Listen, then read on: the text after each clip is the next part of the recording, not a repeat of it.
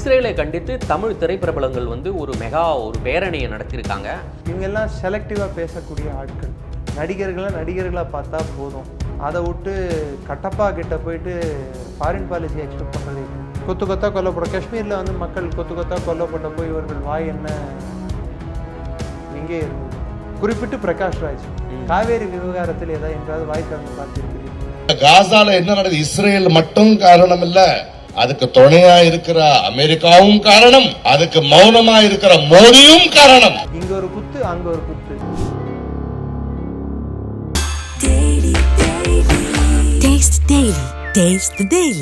தலைமுடி குறைவு காரணமாக நம்பிக்கை குறையுதா? இப்போதே ஃபாலிக்கல் ஏர் டிரான்ஸ்பிளான்டில் நவீன ஏர் டிரான்ஸ்பிளான்ட் சிகிச்சை. இன்றே அழைக்கவும், நாளை நம்பிக்கையுடன் புன்னகையிட. மோடி மீது ஏன் இந்த குற்றச்சாட்டு? ஒண்ணுமே அவார்டு கிடைக்க மாட்டேங்குது, ரிவார்டு கிடைக்க மாட்டேங்குது, அங்கீகாரம் கிடைக்க மாட்டேங்குது. இப்போ விடுதலைன்னு நக்சல் படம் எடுத்தோம், அதுக்கு எந்த அவார்டும் கிடைக்கல. கிடைச்சது பெருசாக எப்படி கிடைக்கும்? நக்சலிசம் சப்போர்ட் பண்ணால் எப்படி சார் அவார்டு கொடுப்பாங்க? பிரகாஷ் ராஜ் வந்து எலெக்ஷன் நின்று கர்நாடகாவில் தோத்து போயிட்டாரு. சத்யராஜ் ஊருக்கே தெரியும் அவர் யாருக்கு சப்போர்ட் பண்ணுவாருன்னு சொல்லிட்டு. திகா வெற்றிமாறன் கம்யூனிஸ்ட், அவர்களின் அரசியல் கோட்பாடின் பிரதிபலிப்பு தானே. ரெஃப்ளெக்ட் நேயர்களுக்கு வணக்கம். இன்று நாம் சந்திக்க இருக்கக்கூடிய சிறப்பு விருந்தினர் டிஃபென்ஸ் எக்ஸ்பர்ட் நிரஞ்சன் அவர்கள். சார் வணக்கம். சார் ஜெயின் வணக்கம். அண்மையில் வந்து சென்னையில் வந்து இஸ்ரேலை கண்டித்து தமிழ் திரைப்பிரபலங்கள் வந்து ஒரு பேரணியை நடத்தியிருக்காங்க. அந்த பேரணியில் வந்து இயக்குனர் வெற்றிமாறன், பிரகாஷ்ராஜ், அமீர் போன்றவர்லாம் கலந்து கொண்டு பல்வேறு விமர்சனங்களை வச்சுருக்காங்க. அதில் குறிப்பாக பார்த்தா மோடி மீது வந்து ரொம்ப தாக்கியிருக்காங்க. இந்த விமர்சனத்தை நீங்கள் எப்படி பார்க்குறீங்க? இந்த விமர்சனம் உங்களுக்கு ஏற்புடையதுங்களா? பேல்காம் பற்றி இவங்க எல்லாம் பேசுனாங்களா? பேல்காமில் இதே இந்தியர்கள் தானங்க செத்து போனாங்க. பேசினாங்களா? மீட்டிங் போட்டாங்களா? கண்டன ஆர்ப்பாட்டம் பண்ணாங்களா? வாயை திறந்தாங்களா? திறக்கல. இல்லை, இவங்கெல்லாம் செலக்டிவாக பேசக்கூடிய ஆட்கள். திரு மோடி அவர்களுக்கு பாலஸ்டைனும் அவர்கள் நாட்டின் அதிகபட்ச விருதை கொடுத்துள்ளது. ஓகே. இஸ்ரேலும் அவர்கள் நாட்டின் அதிகபட்ச விருதை கொடுத்துள்ளது. பாலஸ்டைனுக்கும் இஸ்ரேலுக்கும் ஒரே நேரத்தில் சென்று வந்த ஒரே பிரதமர் இந்திய பிரதமர் திரு மோடி. எத்தனை பேருக்கு தெரியும்? இஸ்ரேலுக்கு சென்றுவிட்டு முகமது அப்பாஸ், அதாவது பாலஸ்தீன் அதிபரை, அவர் விருந்தினராகவும் சென்றார். அவர் இஸ்ரேல் ஜனாதிபதி பிரதமர் ஜனாதிபதியின் விருந்தினராகவும் சென்றார். ரெண்டு நாடுகளின் நிலைப்பாட்டை இந்தியா என்றும் விட்டு கொடுத்ததில்லை, விட்டு கொடுக்காது. இஸ்ரேல் என்ற ஒரு நாடு இருக்க வேண்டும், பாலஸ்டைன் என்ற ஒரு நாடு இருக்க வேண்டும் என்பது இந்தியாவின் அடிப்படை வெளியுறவு கொள்கை.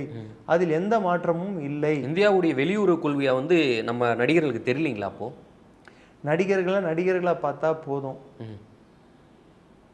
சரிங்களா? அதை விட்டு கட்டப்பா கிட்ட போயிட்டு ஃபாரின் பாலிசி எக்ஸ்பெக்ட் பண்ணுறது எப்படி? இல்லை சார், ஒரு கலைஞர்கள் வந்து சமூகத்தின் மீது உண்டான ஒரு அக்கறையில் அந்த கருத்துக்களை என்ன அக்கறை? மக்கள் அங்கே கொத்து கொத்தா கொல்லப்படுறாங்க. கொத்து கொத்தா கொல்லப்பட காஷ்மீரில் வந்து மக்கள் கொத்து கொத்தா கொல்லப்பட்ட போய் இவர்கள் வாய் என்ன எங்கே இருந்தது? இவர்களுக்கு ஏதாவது தொற்று ஏதாவது ஏற்பட்டதா வாயில்? பேல்காம் அப்போ எங்கே போனார்கள்? பாகிஸ்தான் இந்தியாவின் மீது தாக்குதல் நடத்தும் போதோ, இந்தியர்கள் கொல்லப்படும் போதோ இவர்கள் ஏன் பேச மாட்டேன் என்று சொல்கிறார்கள், மௌனம் காக்கிறார்கள். இதே வெற்றிமாறனோ பிரகாஷ் ராஜோ, குறிப்பிட்டு பிரகாஷ் ராஜ் காவேரி விவகாரத்தில் ஏதாவது என்றாவது வாய் திறந்து பார்த்திருக்கிறீர்களா? இங்க ஒரு குத்து, அங்க ஒரு குத்து. கர்நாடகாவிலையும் நான் கன்னடம் பேசி பிழைக்கணும், தமிழ்நாட்டிலும் நான் தமிழ் பேசி பிழைக்கணும், ஆந்திரா போனால் தெலுங்கு பேசி பிழைக்கணும். ஏன் இந்த பொழைப்பு? ஸோ இது போன்ற நபர்களை நாம் சீரியஸாக எடுத்துக்கொள்வது. அவர்கள் பண்ண அஜிடேஷனுக்கு வந்து கவரேஜ் கொடுத்தது வந்து மீடியா தான். இல்லை இஸ்ரேல் வந்து அவர்களை சீரியஸாக எடுத்துக்க போதா, இல்லை பாலஸ்டைன் தான் சீரியஸாக எடுத்துக்க போதா? யார் எடுத்துக்க போகிறா நீங்கள் சொல்லுங்கள். இப்போ இருக்கிற சமூக வலைதளங்கள் வந்து இது வந்து பூமாக வாய்ப்பு இருக்குது. இது என்ன பூம்? நீங்களா பூம் பண்ணாம தவிர்த்து எந்த பூமும் ஆகாது, ஜூமும் ஆகாது. என்னை பொறுத்த வரைக்கும் ராஜ் ஆர் ஸ்கொயரை வந்து கே ஸ்கொயர்னு போட்டுக்கலாம். கே ஸ்கொயரா? ஆமாம். அப்படின்னா என்ன சார் அது? கூஜா. அந்நிய நாட்டுக்கு கூஜா தூக்குவதை இவர்கள் நிறுத்திவிட்டு இந்திய நாட்டின் பிரஜைகளாகவும் இந்தியர்களாகவும் இந்திய மக்களுக்கு எண்ணங்களை பிரதிபலிப்பவர்களாகவும் அவர்கள் இருந்தால் நல்லது. ரெண்டாவது, அவர்களுக்கு கருத்துரிமை உண்டு. அவர்கள் கருத்துக்களை எடுத்து வைப்பதற்கும் அவர்கள் இந்திய பிரஜையாக பிரதமரை சாடுவதற்கும் இந்திய பிரதமர் மீது தவறுகள் இருந்தால் தவறுகளை சுட்டி காட்டுவதற்கும் எல்லா விதமான அவர்களுக்கு அதிகாரமும் அங்கீகாரம் இருக்கின்றது.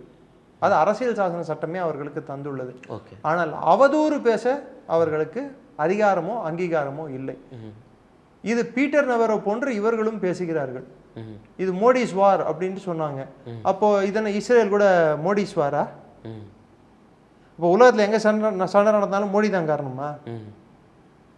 சொல்லுங்க சார்.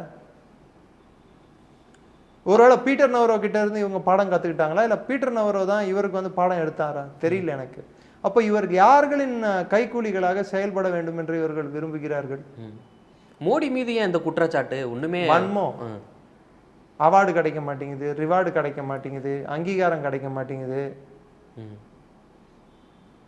இப்போ விடுதலைன்னு நக்சல் படம் எடுத்தோம், அதுக்கு எந்த அவார்டும் கிடைக்கல. கிடைச்சது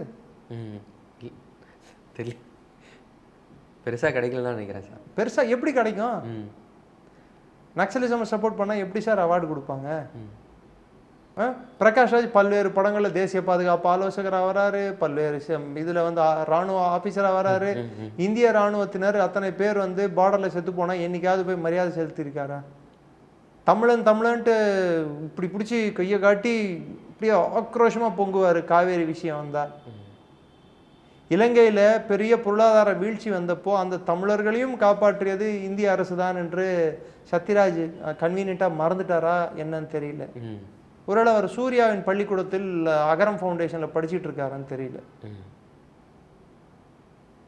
தொடர்ந்து தமிழ் நடிகர்கள் இல்லாமல் கேரளா நடிகர்களும் வந்து அதுக்கு சப்போர்ட் பண்ணி ஆதரவு அதிகரிச்சிருக்கு. ஆமா ஆமா, அவங்க அம்மாஸோட தலைவரையே மீட்டிங் போட்டு பேச வைப்பாங்கல்ல லைவ் ஸ்கிரீன்ல கேரளால.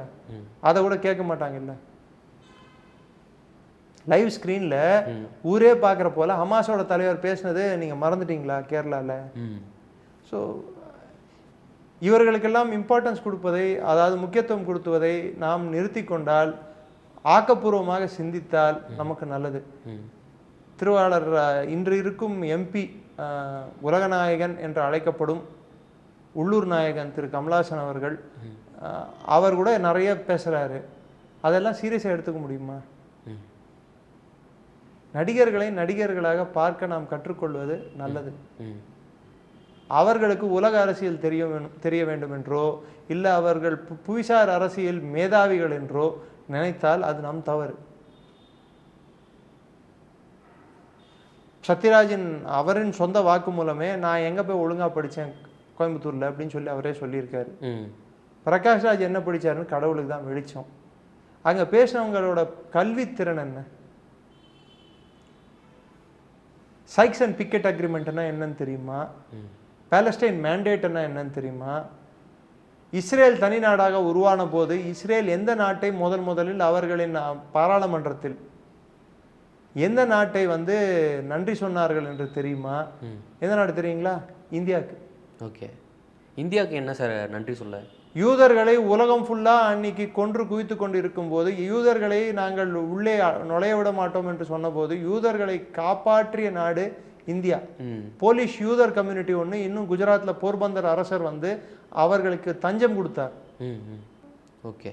ஸோ அந்த காரணத்தினால்தான் இன்னைக்கும் வந்து யூதர்கள் வந்து இந்தியா மீது ஒரு மரியாதை வைத்துள்ளார்கள். முதல்ல இஸ்ரேல் பாராளுமன்றம் ஒரு நாட்டிற்கு நன்றி சொன்னதுன்னா அமெரிக்காவுக்கு இல்லை, இந்தியாவிற்கு தான். யாசிர் அரஃபத்தை முதலில் கௌரவித்தது யார்? இந்தியா. ஒரு பக்கம் இஸ்ரேலுடன் உறவுகள் இல்லாத போதும் 1971 மோஷே டயான் காங்கிரஸ் அரசு இருக்கும் போது அவர்களின் இராணுவ அமைச்சரான மோஷே டயானின் உதவியை இந்தியா நாடியது பாகிஸ்தானை தோற்கடிப்பதற்கு. அன்று இஸ்ரேல் நமக்கு உதவியது. இது உண்மை, வரலாற்று உண்மை. இது தெரியுமா இவர்களுக்கு? பாகிஸ்தானை தோற்கடிப்பதற்கு இஸ்ரேல் உதவியது. பாகிஸ்தான் அணுகுண்டு நாடாக மாறுவதை நிறுத்த வேண்டும் என்று பாகிஸ்தான் மீது, அந்த அணு உலைகள் மீது குண்டு போடலாம் என்று இந்தியாவை கேட்டுக்கொண்டது இஸ்ரேல். இது தெரியுமா? இன்றளவும் இஸ்ரேலுக்கும் இந்தியாவுக்கும் உள்ள இராணுவ உறவு உலகம் அறிந்த உண்மை. அதற்கென்று இந்தியா ஈரானுடன் இருக்கும் உறவையோ மற்ற இஸ்லாமிய நாடுகள் கிட்ட இருக்கும் உறவையோ நாம் என்றும் துண்டித்து கொண்டதில்லை. இன்னும் சொல்ல போனால் இஸ்ரேலை 1992 வரை நமக்கும் அவர்களுக்கும் அதிகாரப்பூர்வமான எந்த உறவும் இல்லாமல் இருந்தது. கார்கில் போறப்ப கூட நமக்கு தேவையான உபகரணங்களை, போர்க்கருவிகளை, குண்டுகளை தேவை என்ற போர்க்கால அடிப்படையில் நமக்கு கொடுத்தது யார் என்றால் இஸ்ரேல். அதே சமயத்தில் பல்வேறு காலகட்டங்களில் நமக்கு பிரச்சனைகள் வந்தபோது சாதகமாக நிறுந்த சில நாடுகளும் இருக்கின்றன. சிரியா குறிப்பிட்டு சொல்ல வேண்டும் என்றால், இன்று சிரியா இல்லை, பஷரின் சிரியா. ஓகே, அது இஸ்ரேலுக்கு நேர் எதிர் பார்வை கொண்ட நாடு. அதே போல் colonel Abdul Nasser, Kamal Abdul Nasser in Egypt. அதே போல் ஈரான், ஷாயின் ஈரான் அல்ல, அயத்துல்லா கமேனியின் ஈரானுக்கும் இந்தியாவுக்கும் நல்லுறவு இருந்தது. ரஃப்சன்ஜானி என்ற ஒரு ஜனாதிபதி இருந்தார், ஈரானின் ஜனாதிபதி, அவருக்கும் இந்தியாவுக்கும் நல்லுறவு இருந்தது. முகமது கதாமி என்று ஒரு ஜனாதிபதி இருந்தார், ஈரானின் ஜனாதிபதி, அவருக்கும் இந்தியாவுக்கும் நல்லுறவு இருந்தது. அஹமத் நஜாத் என்ற ஒரு ஜனாதிபதி இருந்தார், அவருக்கும் நமக்கும் நல்லுறவு. ஏன் இப்பொழுது இருக்கும் ஈரானிய ஜனாதிபதி பெஷக்ஸ்கியான், அவர் இருக்கும்போது கூட இந்தியாவை புகழ்ந்து பேசியுள்ளார்கள் அவர்கள் பாராளுமன்றத்தில். ஹமாஸ் என்பது தீவிரவாத அமைப்பு, அந்த அமைப்பை அழிப்பது என்பது இஸ்ரேலின் ஒரு கொள்கையாக உள்ளது. ஆனால் ஒரு விஷயத்தை நான் இங்கு தெரிவித்துக் கொள்ள விரும்புகிறேன். தீவிரவாதத்தை இந்தியாவும் எதிர்க்கிறது, இஸ்ரேலும் எதிர்க்கிறது. வீண் உயிர் பலிகளை, குறிப்பிட்டு காசாவில் இஸ்ரேல் செய்த தாக்குதலை ஒரு தனி மனிதனாகவும் பாதுகாப்பு கல்வி படித்தவனாகவும் அப்பாவிகளை கொன்றதை எப்படி பாகிஸ்தானில் நடந்த தாக்குதலை என்னால் ஏற்றுக்கொள்ள முடியாதோ அதே போன்று அப்பாவிகளை கொன்றதை என்னால் ஏற்றுக்கொள்ள முடியாது. அது தவறல்ல, சர்வதேச குற்றம். அதை இஸ்ரேல் நிறுத்தி கொண்டால் இது அன்எண்டிங், அதாவது இதற்கு ஒரு முடிவில்லா போராக மாறிக்கொண்டிருக்கிறது.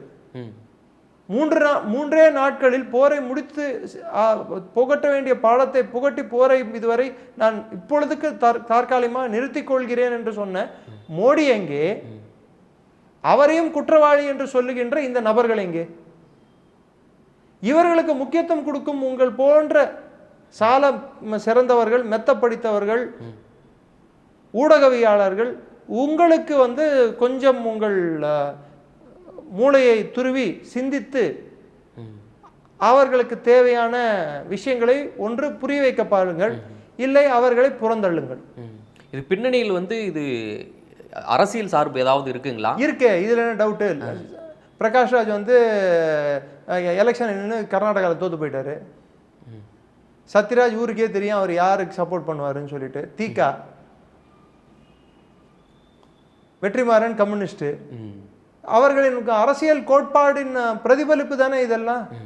அந்த மேடையில் இருந்த அரசியல் கட்சி தலைவர்கள், திரு ஜவஹர்லா அவர்களாகட்டும், திரு திருமாவளவன் அவர்களாகட்டும், அவர்கள் அரசியல்வாதிகள், அவர்கள் பேசினால் தவறல்ல. நடிகர்கள் என்ற போர்வையில் நீங்கள் அரசியல் பேசாதீர்கள். பேச வேண்டும் என்றால் முழு புரிதலுடன் பேசுங்கள். ஓகே, ரொம்ப நன்றி சார். நேரில் பல்வேறு தகவல்களை எங்களுடன் பகிர்ந்தமைக்கு. ஜெயின், நன்றி.